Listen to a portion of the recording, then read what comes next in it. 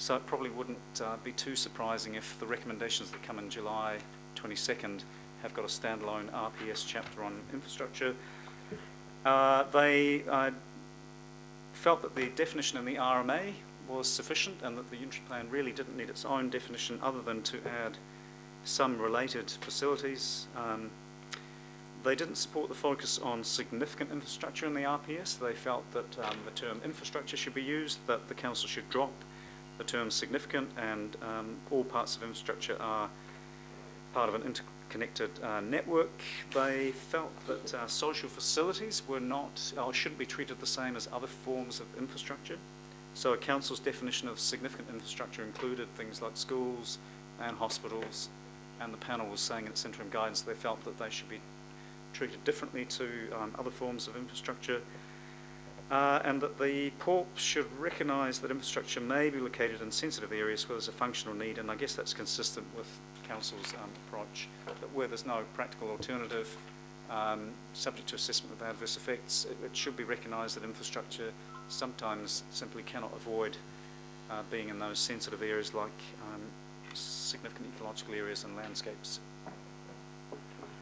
Moving into the district plan and regional plan rules, so moving out of the RPS interim guidance. So in the notified plan, for infrastructure and network utilities, the plan recognised that infrastructure is critical for the functioning of Auckland, rules to enable operation, maintenance, minor upgrading, rules to protect infrastructure, or policy framework to protect infrastructure from reverse sensitivity effects, and some guidance on managing the effects of new or major upgrades on high environmental value areas of high environmental value, So we had Auckland Utility Operators Group, so there was significant meetings and mediation with AUOG and others prior to the hearing. They supported the policy framework in principle, but they wanted more permissive controls for operation, maintenance and minor upgrading in particular. Generally sought a more restrictive policy framework to manage reverse sensitivity impacts on infrastructure, and they wanted a standalone chapter in the unitary plan, not just at the regional policy statement. Down in the rules, they wanted a standalone one-stop shop where you go and find out everything about what consents you required or didn't require for infrastructure. So rather than having to look at the landscape chapter of the unitary plan or the ecological area chapter and the heritage chapter, they wanted that all in a one-stop shop for infrastructure. Council's position at the hearings, again, supported the overall approach. Substantial agreement reached with AUOG regarding amendments, mainly clarifying wording. Quite a detailed issue here. Council didn't support amateur radio as a permitted activity in residential zones. Strictly discretionary. Is that a new provision? I think that the legacy district plans had various ways of dealing with amateur radio. Some would have put them through a resource consent, some would have permitted them. So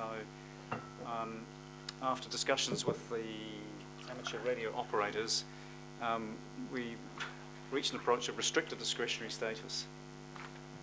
So we had a mixed approach before. Council didn't support electricity or overhead electricity lines being permitted in rural and coastal areas, rural and coastal towns and serviced and unserviced villages, supported discretionary status, and didn't support activity status for electrical vehicle charging stations and roads being permitted.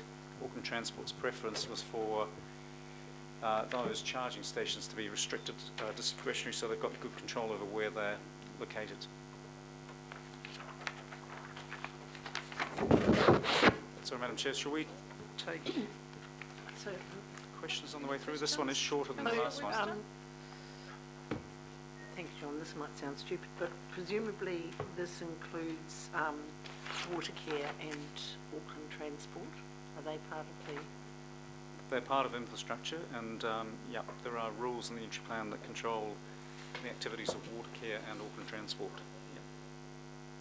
So it applies to them as well as others.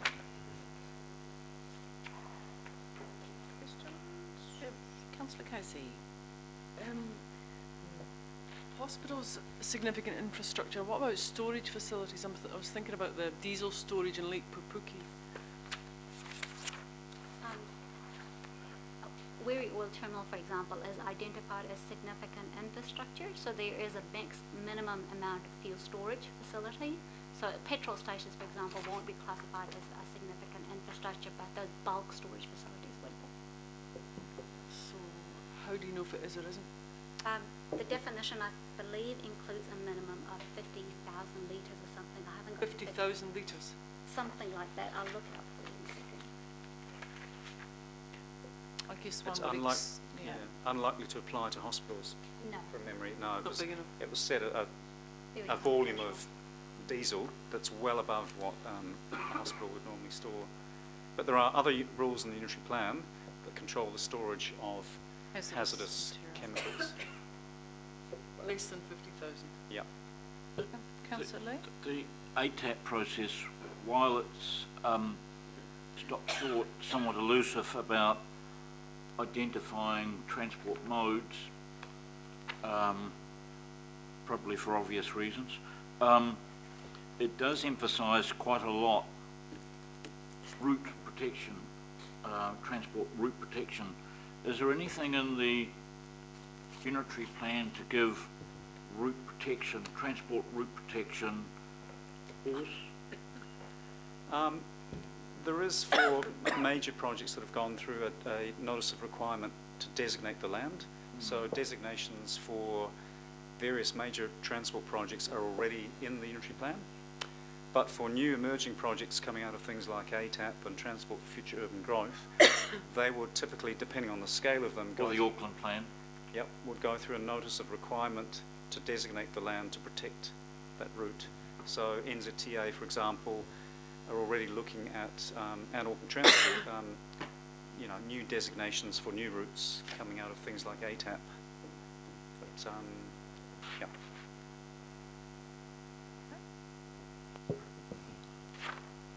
Happy with that answer, Councillor? Right, next. Okay. Electricity transmission corridor. So this is for the high voltage lines across Auckland, managing subdivision and development in proximity to the lines.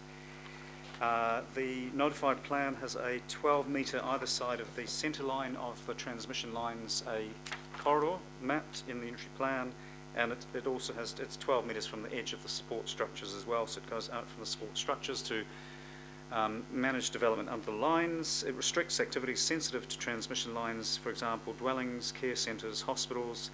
Within the corridor, it's a non-complying activity in the notified plan. Submitters, well, Transpower was the key submitter. They sought 3 different corridors. The National Grid Yard, that's a 12-metre one, but they were also seeking a 32 or a 37-metre control, and National Grid substation corridor extending up to 150 metres from substations and 500 metres, 500 metres of substations. Council's position at the hearings was to rename the overlay, the National Grid Corridor Overlay, instead of the ETC, and supported the overall approach. So not much change there, really. We stuck with the 12-metre either side of the centre line. I think Transpower was sort of coming around to accepting that approach. Can you recall? No, there was quite Still opposed? Transpower was still opposed to that, so we agreed to disagree on that point, really.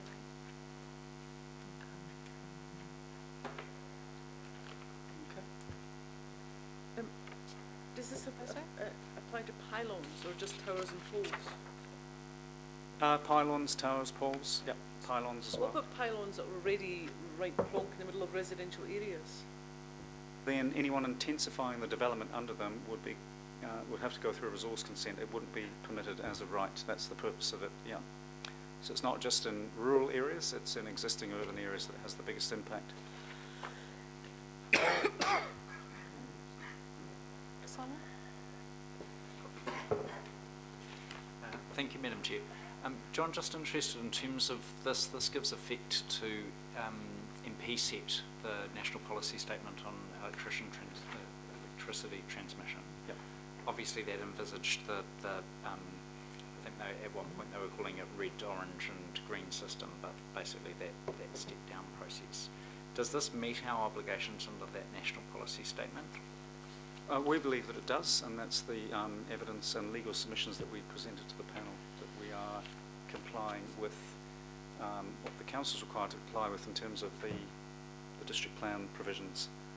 So, And obviously this is a key issue for our area, and we had a number of submitters on the public side, but also from businesses and things.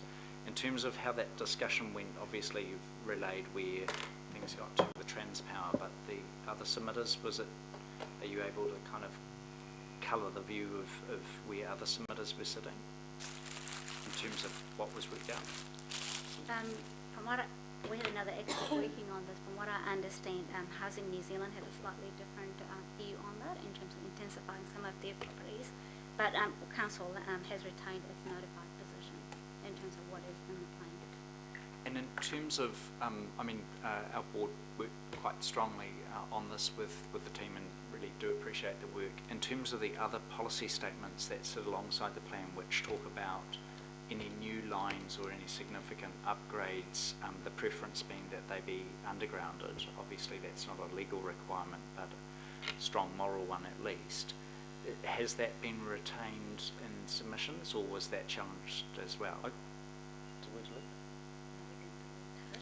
we think that we retained that because there was a policy statement in the initial plan as notified stating a strong preference for undergrounding, so we'll probably have to just double check that and get back to you on whether I that's certainly know it was in retained. the draft because I drafted it and said let's do this, but it would be good if it's retained. But there was no real challenging in terms of submitters on that. Again, we'll probably have to, we don't have our expert who was in the hearing on this, so we probably have to just come back to you with some information about where the submitters were coming from on this issue and also the undergrounding issue. Great. Yep. Thank you, Madam Chair. Right.